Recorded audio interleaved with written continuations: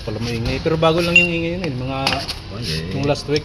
Unang ingay nung sinabi ko. Naubos na eh. Sinabi ko agad kay boss. Pag biglang akarangkada ko sir, umiingay. Hindi ko alam kung ano yun. Kaya lang. Kaya tinanong ko kay Ka Victor.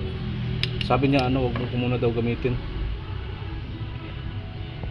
May posibilidad pala ito na matanggal yan? Siyempre.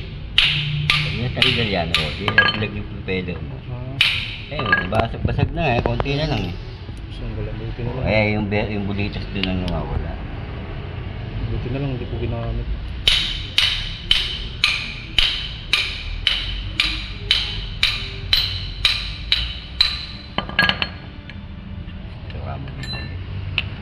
Pakita natin.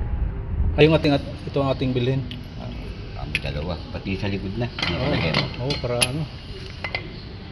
Ikaw, wala pa, partner mo na to para isang gawa lang. Baka sabihin na naman yan. Ulit-ulit gawa. Sige, dalawa na kamo, pati dalawa kamo yun eh. Oo. Ito, okay naman pala yung hook niya. Okay. Kala ko may clearance na rin. Tara, pakita natin.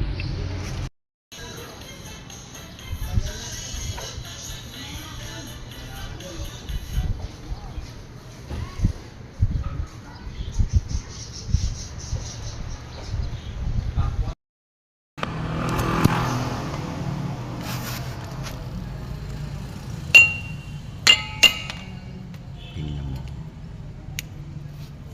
Manipis pa yung clam.